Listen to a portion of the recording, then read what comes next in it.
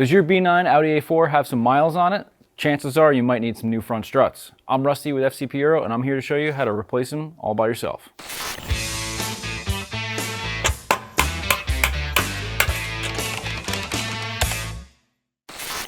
This comprehensive front suspension kit includes everything you'll need to replace the front shocks on your B9 A4, A5, and Allroad chassis. The kit consists of all genuine parts, including front strut mounts, bump stops, spring seats, and all one-time use hardware. The steps in this DIY can be referenced when installing lowering springs or aftermarket shocks. Today, however, we are performing a factory refresh on this A4. You'll want to perform this repair around 60 to 100,000 miles, especially if you're experiencing any softness in the ride, clunks over bumps, have any visible leaks around the shock seals, or maybe even experiencing some irregular tire wear. And with that, let's talk about some tools we'll need to take care of this DIY. In today's DIY, everything in front of me we're going to be using in removal and replacement of the front struts. Definitely going to want to have a 1/2 inch impact gun. Optionally, we have a electric ratchet, 1/2 inch torque wrench, a 3/8 wrench with some extra leverage. I've got a 1/2 inch ratchet, a 3/8 ratchet with a nice flexible head. Definitely handy to have a hammer anytime you're doing some suspension work. Specifically with the front struts, we'll be compressing the springs, so we'll need a spring compressor. Attached to that, we'll need a 19mm socket. I've got a couple of different versions of the strut spreader, one from Hazit as well as one from CTA. Sometimes it's a little bit helpful to have two on hand as well. Different lengths of a 16mm and an 18mm socket. We've got a 17mm socket, a 13mm socket, and then a 3/8 extension. Some M14 by 1.5 wheel hangers. Also, if you don't have in the trunk of the vehicle, the lug cap puller. I've got a 16mm small wrench, a 16mm double box end wrench, and then an 18mm double box end wrench. Right behind that, we have a 3/8 torque wrench, a pry bar, tape measure. We've got a metric one here. A couple of flashlights. The pass-through socket set for the front struts is definitely going to be crucial in ensuring that we get the top strut mounts removed and installed easily and efficiently. And then I've also got some glass cleaner and silicone spray, depending on where we land with the bump stops, but that'll definitely be beneficial to have. To my right, we've also got a pole jack. If you're doing this in your driveway, you may want to have an additional floor jack or something to compress the suspension to get the vehicle at ride height. Other than that, that takes care of everything on the table in front of me, so let's go ahead and get into it. First step in this DIY, we're going to want to take a ride height measurement from the center of the Audi ring center cap to the bottom of the fender edge. We just want to make sure we either write this down or memorize it. So right about from the center of the Audi rings to about the bottom of the fender edge. On this particular vehicle, we're about 375mm. We're going to want to replicate that before we tighten up any of the bushings for the sway bar link and the bottom of the strut fork, which goes into the control arm. And if you don't take care of that, that can prematurely wear some of those bushings. So let's get the car up in the air. With a 17mm, we will remove the wheel. And if you don't have an impact gun, you can do that on the ground with a breaker bar. Hopefully, located in the trunk of your vehicle or the Audi you're working on is the lug cap puller. This makes quick work of removing these lug caps. You can certainly use a pair of pliers, but this is recommended for ensuring you don't scratch the wheels and quickly and efficiently remove all the lug caps without breaking them. 17mm in impact will take the wheel lugs out. Now we're going to go ahead and start loosening up a lot of the suspension. The lower strut fork that attaches to the lower control arm is an 18mm bolt with an 18mm nut. Got a wrench and a ratchet just to crack it free. You pull down on the suspension slightly. You should be able to manipulate that bolt out by pushing from behind with the nut still on. Got the nut all the way off. Pull down on the rotor or even the upper control arm and wiggle the bolt out at the same time. There we go. That one's removed. Now with 2/16s, we're going to start working on the sway bar end link. The inner nut and outer bolt, you'll notice the head of the bolt has a 12-point, so you will need the box end of a wrench. You're not going to be able to fit a 12-point socket in there, so we'll go ahead, crack the nut free. With our 16 still in our hand, we'll move on to the top portion of that sway bar end link. Same thing that we did on the bottom, counter holding it with 2/16s. The head of the bolt is a 12-point and the nut is a 6-point, so you could get a wrench on here if you needed to. Now we'll come around to the back side of the strut fork with our 16 still, and we have one more 16mm nut to remove from this. Once you get that nut off of there, we're going to take that bolt all the way out. It may get a little bit close to the brake line. We did remove that lower strut fork bolt, so the strut does have a little bit of maneuverability. So if you push it back slightly, it'll give you just enough room to remove that bolt. And the same thing for the sway bar end links. Once you pull that strut fork forward, you should be able to take out the lower sway bar end link hardware as well as the upper, and we can get that sway bar end link out of the way. I'm going to go ahead and put the bolts back in that way so I know exactly which way they go back in. That'll be helpful later on. So we've almost got this strut all the way out. We've got the fork loosened up. However, we've got to slide it off the bottom of the shock. And to do that, we've got the CTA 4005, which is a strut spreader. It has an oblong and a skinnier side. I'm going to put that on a 3/8 drive ratchet, insert it longitudinally into the slit in the knuckle, and then turn it until it opens up that strut fork. You'll feel the ratchet kind of give at one point, and you'll notice that the strut fork will get a little bit loose. I'm going to bring this one back a tiny bit. And then you can remove the ratchet once you get that inserted.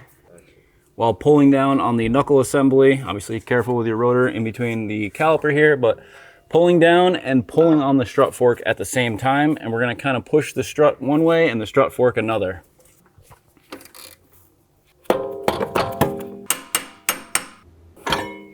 Got the lower strut fork out without undoing the upper control arm bolts. If you're an Audi guy, you know those can be a pain in the butt. Those can get seized, those can get stuck, and we're gonna be messing with those in a later DIY on the upper and lower control arms. But now all we gotta do is bring the vehicle back down. The strut can be easily removed through this opening here in the side of the wheel well, but we have a couple more 13mm bolts up top. So let's get the car down and get the strut out. Now that we're back up in the engine bay, you'll notice there's a strut brace right here.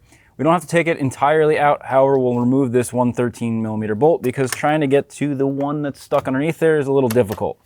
If we crack this loose, get that out of our way, you have just enough room to kind of push it to the side. If you really wanted to take this out, you would remove the window cowl here. The wipers would probably have to come off to really get it out, but you simply can just kind of move it out of the way for the time being to get this one bolt out of our way. Just kind of slide that out of the way to get this started. Pull this cowl seal back a little bit so we can get to this rear one. And then this next one I'm going to crack loose. And before we take that one all the way out of the way, I'll keep a hand underneath. And then we'll take the strut out. And we'll catch you guys over on the bench to disassemble this, retrieve the spring, and start assembling the new shock. Now that we're back over at the bench, we do need to compress this spring in order to disassemble this, and we're only going to be reusing the spring in this situation. We're going to be replacing all the other components, including the shock itself. So I'll go ahead and with these spring compressors, we're going to put these on opposing each other. Just run these in by hand, make sure they're even on both sides. Also make sure that they're not coming in contact with the mount when you screw them in. It may start to get close. I'm going to use a 1/2-inch impact gun to run these in with a 19mm socket. Once we get a couple of turns from that, I'm going to pop the cap off here and we're going to release the top nut. We're not going to go all the way, just a couple turns. We're going to compress it until the spring basically releases from the mount or the bottom of the spring seat here. You can see where that one's starting to hit that mount. I definitely didn't have it in the right spot, but spring is just starting to release from this mount and we can turn that a little bit. Now we're going to use the strut pass-through kit. 18mm pass-through socket. Get the 6mm Allen in there to hold the strut from spinning and start removing that top 18mm strut mount nut. Go ahead and pull the mount off. The shock assembly out of here. Bump stop as well. And if you would like to, we'll disassemble this all the way. Need a little hammer for this. This plastic cap pops off. A couple taps of the hammer.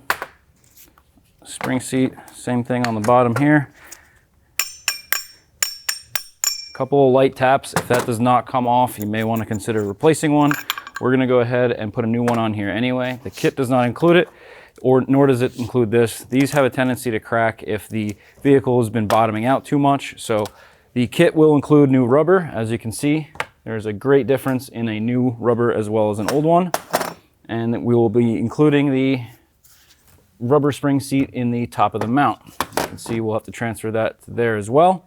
So let's get all these old parts out of here, except for this and the spring. And we'll start assembling this new strut assembly. I'm gonna grab the new shock assembly, spring seat, and the lower isolator is going to sit around that like so. There is little lips you'll want to curl around that. Once that's in there properly, slide that down here, and that will sit on the ridge underneath here. There's also a plastic sleeve that comes on the strut, inserted itself. Just keep this in mind, make sure this is on the strut. They may be slid off in the bag. Wanted to make mention of this. Make sure this little sleeve is inserted on the strut. It will be installed on the strut. If you have aftermarket struts, you may have to transfer that sleeve. Using these genuine ones, they are included in the new struts. So we've got that secured. We've got the new spring seat. That's ready to go. We need to assemble our bump stop and assemble our top strut mount. The top strut mount is going to have a point in which it is keyed. This little notch here will fit into the strut mount near the notch on the top. And you're going to kind of tuck that in and around the mount until it finds its home. Make sure it ends at the correct point, and that notch we discussed is in this area here. That one is ready to go. We have the cap that we did remove. We're going to be putting a new one on here. You can certainly reuse this if yours did not crack or isn't damaged, or if you just want to go ahead and replace it, that's perfectly okay too. Make sure that seats down. That's good to go. This off to the side. This is going to be a little bit fun. I'm going to go grab some silicone spray, and we're going to have to force this lip around this ridge just until the first one, and then that'll be ready to be installed as well. I'm going to try it with some glass cleaner first. That way it doesn't leave any residue. You're going to want to try to get the corner of it in and kind of roll it around. So if you're having difficulty, maybe a little silicone spray would be a little bit easier, but again, I like to use glass cleaner because it doesn't leave any residue, doesn't leave any stickiness. That's ready to go. We'll insert that into the strut mount. Have this over here. We'll have our strut ready to go here, shock, whatever it is. All right, one thing I want to mention before we start assembling everything is the spring does have a top and a bottom. The top section is a little bit wider. The bottom section is a little bit smaller. If you need any reminders, you can always put a mark on the top or the bottom before you disassemble. If you do have the little tag here still on your springs, it's generally towards the lower section, so if that helps at all, but there's no paint marks on this either. Usually the Volkswagen Audi springs have some paint markings, but there really is no indication, so don't put the spring on upside down. The lower section will not fit around that boot, so you'll definitely find out soon enough. Get the small end of the spring around the bottom here. Take your top strut mount. Remember, the end of the spring should stop at this little rubber end stop. Get the bump stop around there, line it up, make sure the spring ends in the proper position. You can always mess around with that later. Let's get the top strut mount nut installed. 6mm counter hold. We're going to run this nut down quite a bit. Make sure our spring is still in the correct position. It's going to need to sit over there. Now we will take the impact gun and start releasing the spring compressor. Keep an eye on the spring to make sure it's still sitting in the same spot. Once you've released your spring compressors, you do want to make sure that the top of the spring does end in the provision in the mount. You can create some noises if that is not against that exact joint, but looks like everything is correct. You may have to compress the spring a couple times just to get everything to relax and fit back together, but we're ready to get this thing back in the car. You do still have to torque the top strut mount and install this cap, but I'm going to put the strut back in the car with the old hardware just to hold it in place. Torquing it on the bench can sometimes be a pain, and I don't recommend putting this in a vise to torque this, and you can't really torque it with the through socket. So I'm gonna grab 3 of the old bolts, put this back into the car real quick, and just tighten up the center strut mount nut to 50 Newton meters. Go ahead and make sure that you have this little indexing mark pointed towards the back of the engine bay. That will make sure that we insert this in the correct position.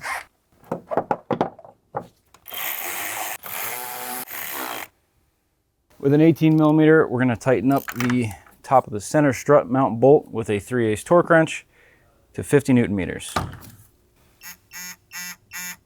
And that's it.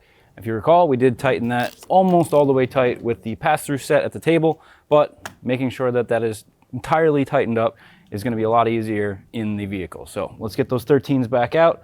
Don't forget to put that cap back on. That cap is going to be indexed with the little notch pointing towards that indexing point there, and just press firmly once it's installed. Grab 3 of the new strut mount hardware. Same thing we just did. Put this back in place. 13 millimeter, we'll do the first 20 Newton meters on all of them. Mark these with the paint pen so we can monitor the 90. This is also a good way, if you don't have a digital torque wrench, to make sure you do a 90-degree turn.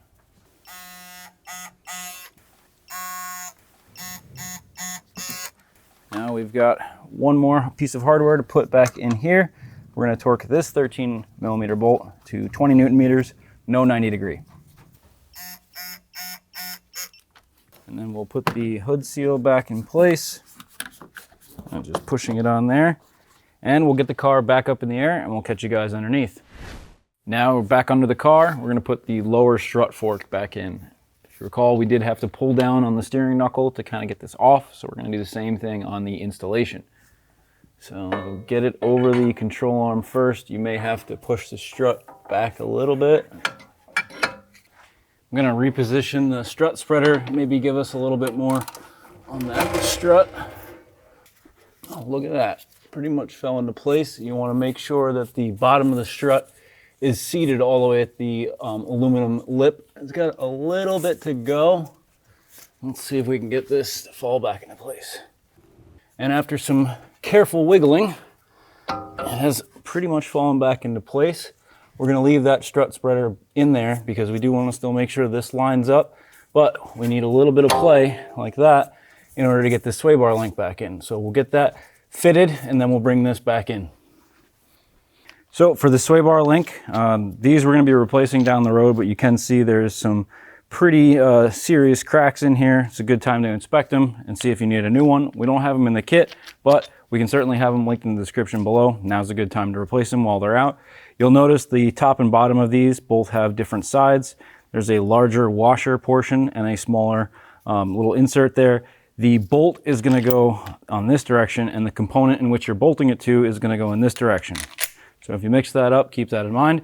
I'm going to get some new hardware and we'll install this now, but the top bolt is a little bit longer and the lower bolt is smaller. So keep that in mind when we put it back together. Put the short one in the bottom, and with the strut still in this position, we can slide the sway bar link kind of into place. May have to push up on the sway bar a little bit. That should fall right into place. All right, that's that. So you'll notice the bolt is not lined up here just yet. So we're going to pull down on the knuckle until this is lined up. Get that into a position in which you can insert the bolt, and we'll get that one lined up now. Pull down slightly. There we go. We'll put the nut on there for a second. We're just going to do similar to how we disassembled this and just kind of get everything loosely fitted and come back and double check that strut fork is seated. 2 new 16 millimeter nuts for the sway bar end links. We have 1 bolt left. That is where the strut spreader is currently. So we're going to make sure that that is still firmly seated on the bottom of the strut. Release that strut spreader. Everything else is fitted. We've got that 1 bolt to put back in place. So double check to make sure it's firmly pressed against the bottom of that strut fork. Should be no gap between there. Get your strut spreader out of there. The bolt is going to go in from under this brake line. You may have to pull up on the line slightly. And then we'll have a green colored nut for that one. It is the same thread pitch as the sway bar links, so don't get it confused. And that first bolt that we're going to tighten up is that strut pinch bolt. So that's going to be 16 millimeter on both sides, just snug, and we'll go back and tighten it up to 40 Newton meters. And we'll go ahead and torque that with 2/16 to 40 Newton meters. All right, now for these next few bolts, these are all in bushings. What I mean by that is we're gonna have to tighten these all up at ride height, and if you recall, we took a measurement from the center of the wheel to the bottom of the fender. So we're gonna replicate that now so that we ensure that the bushing in this control arm, as well as, well, these sway bar links you saw are already bad, but hopefully if you're installing new ones or yours are still in good shape, you don't want to prematurely wear them out. So we're gonna put this to the point at which it would be sitting while it's going down the road, which was that 375 millimeters. Then we'll go back and tighten everything up. So I'm gonna grab a pole jack. You can certainly use a floor jack, or we've used blocks of wood previously and had the vehicle down on all fours, but let's go ahead and get this set up and try to replicate that 375 millimeters. There's a pretty good flat spot right on the bottom of the ball joint here. You don't want to put it on the control arm because we are going to be torquing that fastener. So make sure wherever you're putting it, it gives you ample room of the lower shock fork as well as the sway bar end links. And we'll just begin to rise the knuckle until we reach that 375. So we'll double check now that we've got this up a little bit more, right at like 378. Honestly, plus or minus 5 millimeters, you're probably in good shape. We are starting to come off the lift a little bit back here, so we don't want to go too much further. Again, you can certainly do this if you have the vehicle down on all fours, but with us putting all the weight on this spot, we're not going to get it exactly there, but you want to make sure it's close. And we'll go ahead and tighten up these first couple control arms. This lower 18 millimeter, we're going to do 90 Newton meters plus 90 degrees.